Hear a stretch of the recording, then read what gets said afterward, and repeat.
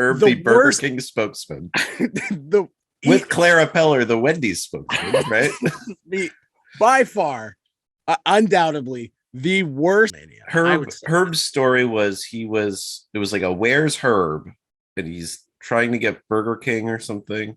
This is way before my time, so I only know of Herb because he was at a WrestleMania. She was a wonderful lady. But I've been reliving them because the Wrestling Club, we have a Medium page. That's articles. I didn't authorize this. Well, we've had it for years now. And we've got an oral history of WrestleMania all the way up to the end of the Attitude Era. Or at least that one's coming on Monday. Right. So if you want to hear the history, unsourced quotes, because this was my pandemic obsessive project. Dark project. That I then forgot about, and then I was like, oh, it's WrestleMania season. Let me put these online. So you could hear from the mouth of the people. Lots of Bruce Pritchard, lots of Jim Cornette, lots of Vince Russo, the worst folks. There we go.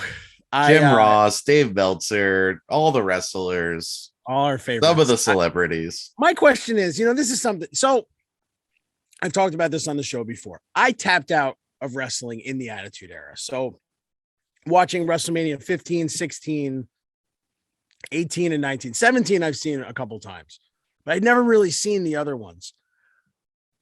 Does your oral history, is it going to cover the WrestleMania cat fight? It absolutely does. Wow. Terry so the cat fight was the cat versus Terry. Wait, no. This was two random ass women. And then Stacy Keibler and one of the no, that's a different cat fight. Then that's a pillow fight. That's the pillow fight. These are the moments in wrestling. That's the thing about WrestleMania. When you get to that era, there's like a Kurt Angle match that's kind of good, or William Regal's in the opener, and that's fun. And then it's half the show is half naked women and Limp Bizkit.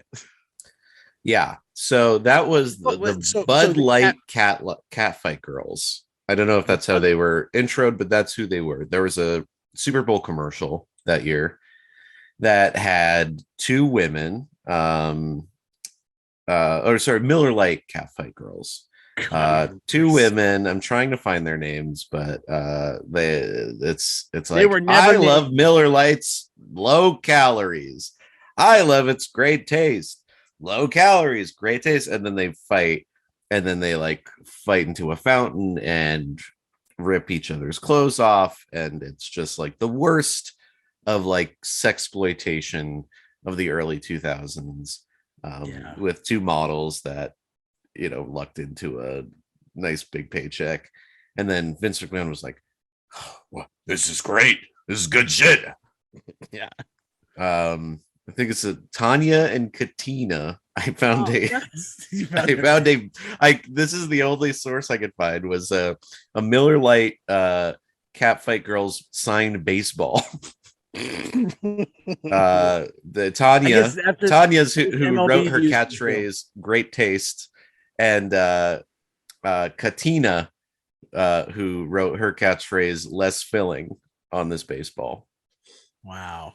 And Katina was one of the HLA girls prior to that. What's HLA? Hot lesbian action. Jesus. Okay. All right. Good. When Eric Bischoff, or when Vince McMahon booked his daughter to get molested by lesbians. And that's how when they came out and their graphic was lesbians. Okay. And I don't think they were lesbians in real life. I'm fine with that. I like it. I support the lesbian community. I do too. I just don't think that was the lesbian community. The Wrestling Club with Darren and Brett. We've got a show that you'll never forget.